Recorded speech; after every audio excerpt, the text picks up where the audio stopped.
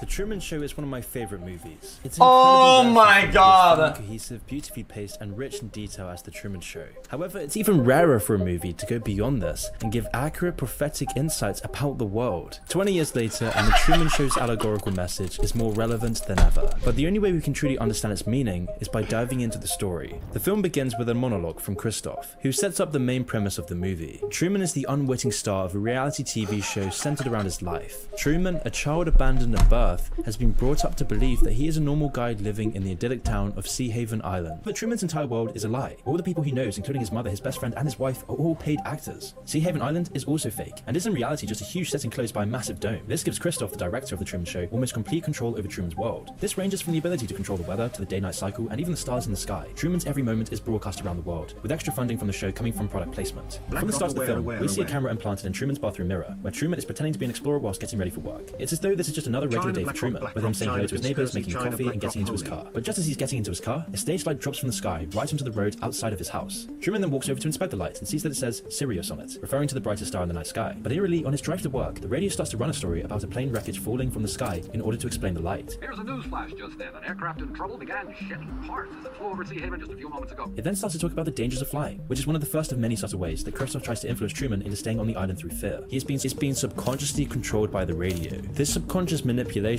then continues throughout the film. Like when Truman is asked by his boss to deal with something that will require a boat trip. By doing this, the boss is setting out Truman's Chad, does it make you aware yet? Are you guys aware or not? Because this guy's wall cage. As we see, he is unable to even get in the boat. A phobia that's later revealed to be another subconscious manipulation of Truman. This whole day feels very strange for Truman, so he hurriedly comes back to his wife Meryl, who then conspicuously shows off her new kitchen tool that she bought at the store, showing it off almost like she's advertising it. It's a dicer, grater, peeler all in one. Never need sharpening, dishwasher safe. Truman becomes suspicious, and when out with his best friend Marlon, Truman's behavior starts to be off, and he brings up his desire to leave and go to Fiji. Marlon catches that Truman is starting to wake up, so he quickly shoots down the idea. He doesn't want Truman escaping. That would break the whole game. In the next scene, we see Truman go off to spend some time on the beach, where he remembers the tragic boat accident that seemingly killed his father and gave him his aquaphobia. Christoph then even heightens Truman's misery by adding a specific path of rain to follow Truman, and with Truman's breakdown growing, we see the audience's engrossed reactions. It's all these early scenes that serve to illustrate that the fictional Truman Show can only function when Truman buys into this false reality. This would never work. He would get... Is he like in control of environment? Because I feel he would just get hardcore stream sniped.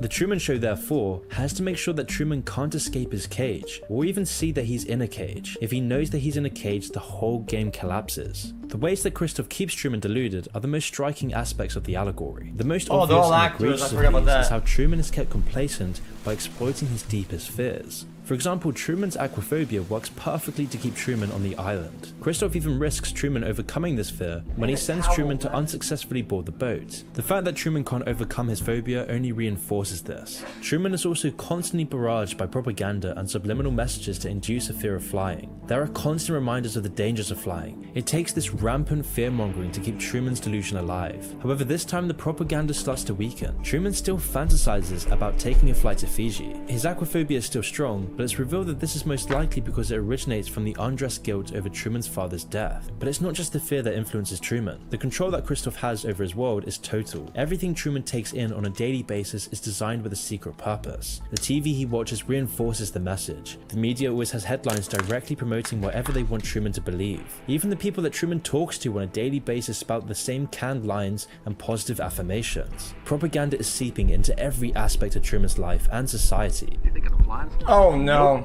Oh, good. A lot like it's No, chat, no shot. Guys, no shot. Don't. knows that he's in a cage, the whole game collapses. Seemingly killed his father, can't escape his cage, or even see that he's in a cage. If he knows that he's in a cage, the whole game collapses. The ways that Christoph keeps Truman deluded are the most striking aspects of the allegory. The most obvious and egregious of these is how Truman is kept complacent by exploiting his deepest fears. For example, Truman's aquaphobia works perfectly to keep Truman on the island. Kristoff even risks Truman overcoming this fear when he sends Truman to unsuccessfully board the boat. The fact that Truman can't overcome his phobia only reinforces this. Truman is also constantly barraged by propaganda and subliminal messages to induce a fear of flying. There are constant reminders of the dangers of flying. It takes this rampant fear-mongering to keep Truman's delusion alive. However, this time the propaganda starts to weaken. Truman still fantasizes about taking a flight to Fiji. His aquaphobia is still strong, but it's revealed that this is most likely because it originates from the undressed guilt over Truman's father's death. But it's not just the fear that influences Truman. The control that Kristoff has over his world is total. Everything Truman takes in on a daily basis is designed with a secret purpose. The TV he watches reinforces the message. Dude, stop. Okay. Dude, I would actually stop. No.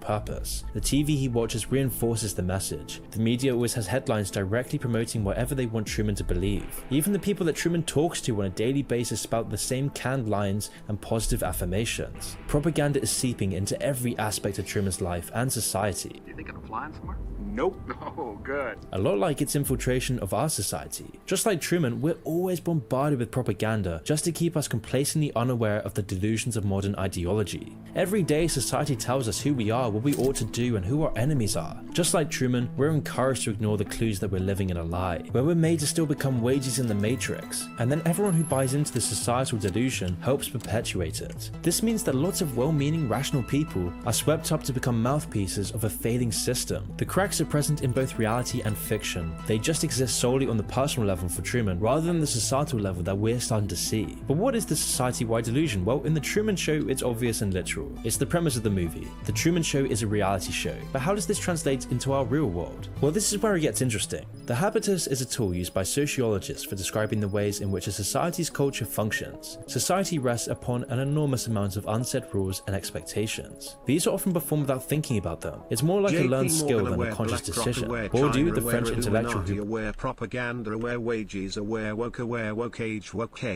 Without thinking about them. It's more like a learned skill than a conscious decision. Bourdieu, the French intellectual who brought the term to prominence, often compared it to sports. People tend to know the rules of the game. For example, it's generally accepted that when you're finished at the supermarket, you return your shopping cart. There's no personal reward or egotistic incentive, it's just a learned polite expectation. In the context of the supermarket though, it's very important. The whole system would collapse without it. Some abstracts of the habitus are nearly invisible because they seem so natural to us. Even your taste in music or food are influenced by the habitus. This is because the cultural expectations that the habitus instills go so deep. They're established from the moment you're born, reinforced throughout your childhood by your family, and then further built upon by your education and work. This then makes the habitus a self-perpetuating structure. Those brought up in certain habitus will nurture its specific values in their children, for example, making sure the cycle continues. The Truman Show gives a literal picture of what a habitus can look like. We can see all the actors in the fictional Truman Show as being sucked into this. The actors act in certain learned ways in order to perpetuate the essence of the Truman Show. Now, the key difference between fiction and reality is the incentive. Literally, the actors in the fictional Truman Show are being paid to play their parts, but in the real world, people play their parts in the habitus because the habitus itself has conditioned them into it. Everyone is one of the actors. Everyone makes the delusion real. And what the Truman Show goes on to tell us is that when the habitus has been altered into something too detached from an authentic society, cracks start to show, when lies start to perpetuate, when the ego gets in the way, when power corrupts, the habitus... Yeah, but how does that get stopped though? Like, because the people are part of a system, okay, then they're all controlled because of the parameters of the system, or whatever, right? But how do you counter this, or how do you stop that? You just can't? I mean...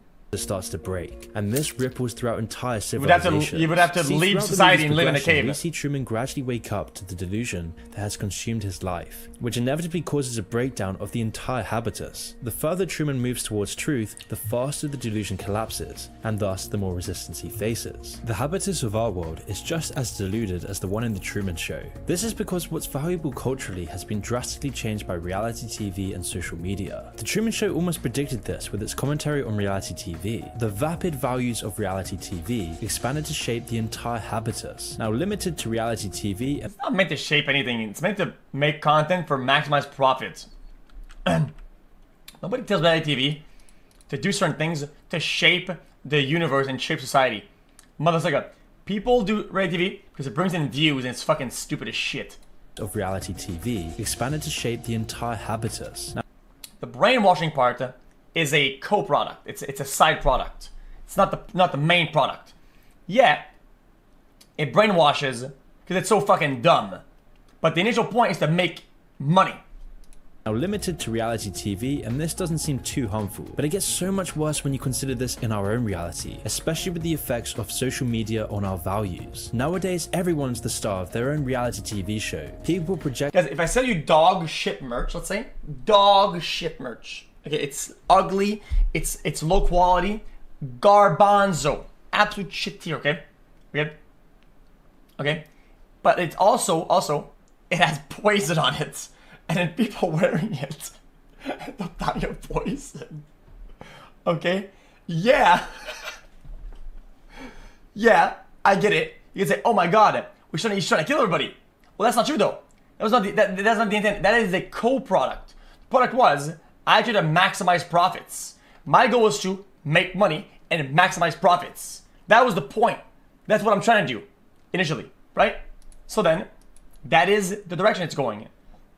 The fact that it poisoned people is like, I mean, vapid you can't say that the point was to kill people. unattainable standards by advertising a fake life on social media. That 14-year-old girls who use social media more than 5 hours a day saw a 50% spike in depression symptoms. This feeds into people's values. They see other people's fake lives and hold their own up to the same standard. These people then perpetuate the cycle, which then brings the habitus further and further away from authenticity and truth. Corporatization of society is then also reflected in the habitus of both the Truman Show and in our own society. In the Truman Show, the effects are obvious. Truman's wife is constantly advertising and shitting brands. It's almost a learned response that has been ingrained into her. You really ought to throw out that mower.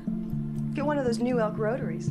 Which is why at this point, Truman is actively interrogating her on the lie that they've been living. In response, Truman's wife defaults to an almost robotic speech about a coffee brand. This is the habitus failing. Truman's wife is so deeply submerged in the Truman Show delusion that she has no other response. She just keeps reading the same script. But it's so much worse in our own society where our habitus is so heavily corporatized, with corporate values being held in such a high regard that we value our careers more than our families. Never before in history has this happened. Truman's Well, not only that. I mean, of course it's worse. People wear brands that really say on top of it. People spend money to wear moving advertisements. People are literally moving advertisements of all sorts of kinds and shit, man. That's how it is. Suspicions of reality are then brought up again when his father, who he assumes is dead, shows up on his way to work dressed as a beggar. Dad? Truman's father is then quickly whisked away on a bus, but not before Truman sees his face. He realizes something is up, so he goes to talk to his mother, who tries to explain away his father's reappearance by suggesting that he's just crazy and hallucinated it. This time, it doesn't convince Truman, who also notices how often his wife name drops brands. As Truman starts to go through his old things, the movie flashes back to Truman's college years and a chance encounter he had with a woman named Lauren. Lauren's meant to be a background character, but the two sides meet across the room. They share a conversation in a romantic moment on the beach. Lauren then goes out of character to try to reveal to Truman that his whole reality is fake. Listen to me. Everybody knows that. Everybody knows everything you do. They're pretending, Truman. Do you understand? Everybody's pretending. Lauren, who reveals her real name as Sylvia, tries to explain that Truman's world is a lie, but then again she stops short by a man saying he is her father and that she's just talking nonsense. As Truman starts to think back to this, it's revealed that he still longs to see Sylvia, with him even recreating her face from fashion magazines, because Sylvia is the only thing that's real in this fake world. It's then later revealed that Truman is obsessed with Fiji, as Sylvia is reported to be moving there. Truman then starts to see more and more suspicious things. His radio specifically describes his every move in an apparent malfunction. Okay, he's making his turn onto Lancaster Square. Truman's also seeing every part of the background set, but he's always escorted away from it. This sequence of events brings his suspicions to a breaking point, as Truman concludes that it seems that his entire world revolves around him in some weird way. Fearing that he's going crazy, he brings up these questions to Marlon, his best friend, who then just tries to brush it all off. And in response to his increased suspicion, Truman is then further barraged by suggestions that everything is just fine, that he's just being weird. His mother then shows fake pictures of him at Mount Rushmore, and even the TV runs a program about the benefits of a small town life. But by now, things don't work like they used to. He's seeing the society that he lives in starts to crack. And she shrinks to the studio? No, not true. Wait a minute, this is not a small house. I mean, this is a small house. I mean, fuck. Oh, It's no. also laughable and ridiculous. This whole thing is a facade. And now that Truman is waking up to this reality, the lullabies of deception can't draw him back to sleep. After noticing that his wife is crossing her fingers in his wedding pictures, Truman follows her to work. Despite multiple attempts by extras to delay and stop Truman from seeing the surgery that his wife is helping with, Truman breaks into the hospital and sees the fake surgery being played out by actors who have no idea what they're doing. Determined to leave, Truman then visits a travel agency. By this point, Truman's had enough. He's determined to leave. He wants to escape this sick society, so he tries to book a flight to Fiji, but the clerk says they're all sold out for at least a month. So then Truman tries to get a bus out, but it conveniently breaks down just before leaving. Truman then, sitting in a car at home, waits for his wife to come back from work. When she does, she gets in the car with him as he points out the clockwork regularity of the people who go past their road. Unsatisfied with her unrealistic reaction to this, Truman then locks the car and takes Meryl on an impromptu road trip. To everyone around him, he seems like he's having a breakdown. He's breaking the rotten habitus surrounding him, but then instantly traffic jam starts, stopping Truman in his tracks. Truman then pretends to go back home, which disperses the traffic completely, but then turns right around and makes his way out of the suburbs and onto the road. Once they reach the bridge which stands between Truman and the mainland, it seems that his conditioned aquaphobia will stop his escape plan. All the conditioning and propaganda is the only barrier to his freedom. However, Truman overcomes his fears by closing his eyes and forcing Meryl to steer the car while he holds down the accelerator. Once they're over the bridge, other obstacles are set up by Christoph to try and stop Truman from leaving. Truman even drives through a wildfire, but is stopped by a roadblock due to a convenient leak at the nearby power plant. In desperation, Truman tries to get through on foot, but is tackled and subdued by men in hazmat suits who take him back home. The implausibility of all these events cement Truman's skepticism of the world around him, which brings up the question, how many so-called emergency events in our own world could be equally implausible? All the lies told by our media, all the false narratives pushed onto us, all the divisions sowed by algorithms in the news, all these layers of fallacy that have been embedded into every aspect of society. We all have the means to stop this nonsensical fictional reality that we abide by, and yet we choose not to confront it. When anyone does, they are breaking the habitus surrounding them, which threatens the whole house of cards that society is built on, which is why true authentic reality is always outrunning our apprehension. So then how can we ever know the truth when the lens we look through is tainted by a corrupted habitus, tainted by all the models and distractions that we don't even acknowledge? If we can't comprehend true reality, we no longer know what truth is. We don't have a grasp on what our values really are. And it's this But do you really want to know what the truth is though? Do you actually want to though? We don't have a grasp on what our values really are. And it's this flattening of our values, of our society, of our culture that dampens our outrage and emotion. Everything becomes muted by our postmodern reality. In The Truman Show, Truman's deserved outrage at the cage he has been trapped in is never tapped into. He's never angry, instead he's always left in a state of confusion and distraction. He's meant to feel crazy by searching for the truth. This is because for the show to be successful, it relies on Truman and his belief in the society around him. If he starts questioning this, then society goes down with him. So society has to prevent him from questioning the habitus he is surrounded by. And are we any different? Is this why we live in a culture without soul or value? Where everything we think and do is shrink down by reductionism, where the phenomena of nature, personality, the essence of life is just reduced to statistics and banal labels. Our world is filled with mystery and wonder. It's filled with adventure, but our world is being reduced to nothing more than a banal, monotonous cage, numbing us into this bored, flaccid, apathetic state, which is what The Truman Show tries to show us. Once home, Truman is now feeling like an animal in a cage. His wife, unable to calm him down, offers him some coffee with a less than subtle product placement. Truman immediately senses out the fact that she is performing for someone, and so he confronts her about it. Because is Truman not getting a cage? It's a woe cage. He's starting to reject this ridiculous reality he is surrounded by, and because of this, he seems crazy, which is why then the actor of Truman's wife begins to break character and pulls out a sharpened kitchen utensil to defend herself. It's these sorts of cracks in the show that only happen when Truman stops believing in it. Like in our world, we're now starting to see the rise of political outsiders. We're seeing the rise of extremism and a general apathy of all the people who refuse to believe in our current system. With our government starting to collapse with war imminent, no one trusts our broken society, and in the case of The Truman Show, it's this unraveling madness that almost ends with Truman's wife revealing her acted role. Only until Truman's lifelong friend Marlon bursts in at the last minute and whisks Truman away to have a heart-to-heart conversation. But at this point, it's like putting a band-aid on a gaping wound. The floodgates are now open, and Truman's belief is dwindling. In this scene, the two are sitting near near the river and begin reminiscing. Christoph, through Marlon, reassures Truman that Truman's life has meaning and is normal. He comforts Truman by assuring him that if what Truman believed was real, then everyone would have to be in on it, including him. Though this isn't possible as Marlon would never lie. On the surface, Truman seemingly takes this into heart, but deep down he knows that Marlon is just a victim of the game, and so he deliberately shows to him that he bought the ruse. He knows that Marlon isn't a bad person, but that he's not a real person. Morning arrives. But you see, so this is an argument that people make often, which is, I think it's a good one, and legitimate, I'm not trolling, okay? Is that, you know, like the moon landing is fake. Everybody has to be in on it, right?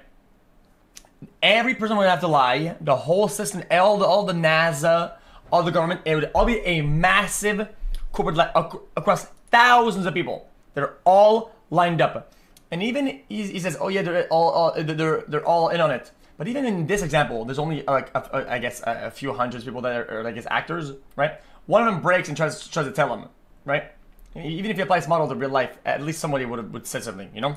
Bought the ruse. He knows that Marlon isn't a bad person, but that he's not a real person. Even with that example. And Truman seems to be back to his old self. He try. goes with a bar of soap on in the morning. He has the usual conversations with his neighbors and co-workers, and seems interested. Who fucking worked at NASA as fucking space engineer says, guys, actually I'm not a space engineer, guys. I am a VFX fucking, I am a computer model fucking fake 3D effector, and I fucking I drew the fucking moon landing on the computer. And nobody said that. New office mate he will have next to him. Evening rolls around and everything seems business as usual, with Truman fast asleep. However, Christoph senses something is off. Truman fell asleep in the basement rather than his bed. So Marlon is again sent over with a six-pack to investigate and talk Truman back to sense. However, this time he finds that Truman isn't there and has escaped from the house. Christoph calls for all actors to search for Truman, and for the first time in the show's history, cuts the transmission. However, even with all the actors searching the entire set, Truman cannot be found. At his wit's end, Christoph has the set illuminated into daylight mode early, and on a hunch, has the team begin looking through the cameras near the harbour and on the boat. After cycling through a few cameras, the team finds Truman aboard a sailboat, and Christoph gives the call to resume transmission. After a few moments of peace sailing, Christoph is then faced with a dilemma. He either continues the transmission at risk of Truman finding the truth, or he gets rid of Truman entirely, so he decides to send a violent storm above Truman's boat. Christoph increases the violence of the weather, but after a few long minutes, relents. Amidst this, Truman shows his willingness to die for the truth by shouting to the sky, "Is this the best you've got?" Christoph, in godlike stupor, descends to send the most violent bout of weather yet, all to the dismay of his crew and producer. Truman, however, holds on but is knocked unconscious. But at the last minute, Christoph rescinds the weather and removes the storm, resuming the tranquil waters. Truman regains consciousness and begins sailing his boat again. He has beaten the storm and the sea seems to be in his favor. However, after a few minutes, the bow of Truman's boat launches through the side of the set, leaving a big hole in the sky dome. By now, all of Truman's suspicions have been confirmed, and in an ecstasy, begins punching the wall. However, the reality of Truman's situation begins to dawn on him as he sees the ramp at the end of the water. Truman walks across this ramp, walking on the water. The audience is gripped. The culmination of his 30 years in the Truman Show seems to be at its finale. Truman locates a staircase and slowly ascends to the side of the set. Now he actually is aware. The door labeled exit and opens it, revealing the abyss beyond his realm. A godlike voice then thunders through the sky as Christoph reveals that Truman was the star of a TV show with the whole world watching. Truman asks, "Was nothing real?" And in response, Christoph responds that Truman is real, and that's what made him so enjoyable for millions. Christoph then tries to keep Truman in the set by indicating that there was no more truth. Wait, am I getting this wrong? So if the person is born in the game or in the troll, right? All they have in scenes and they are projected towards them is that reality. How can they say? Why would they even question their reality if they haven't seen anything else? Truth out in the real world, and that's in the world he created for him. They would have some sort of example that life isn't this way. Because if everything is that way, then you'd be like, well, this is normal, right? Nothing to fear. The ignorance was bliss. After a few moments of silence, Truman looks up at the camera and says his final words before leaving the show. Good afternoon, good evening, and good night. It's Truman's overriding impulse to return to what is real that makes the entire show fall apart. His drive to understand true reality is enough to bring down the false reality he'd been living in. As he goes through the door, this symbolizes Truman taking back control and turning back on a sterile, hollowed out reality. And today, we're in the same process. Dude, you act like real life doesn't have its own breaks in logic as well. Like, dude, if you're always shown that people are walking ads in real life, and some of them are, since the beginning of you're born, you never have an example that people aren't walking ads. You only have the one that people are walking ads, right? You have nothing else to go on.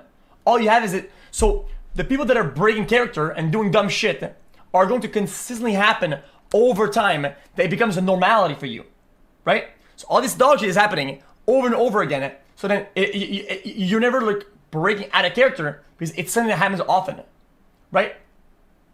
So how would you know what is glitched? Is it? Well, because yeah, we even have our own breaks in reality. I guess in real life when it's like you see online or in videos people talk to one another and socialize, and you go online in games and you socialize with people and it works, right? And you go in real life, you talk to somebody and you get rejected, but over and over again. Wouldn't that be a break in logic or reality? It would be the same thing.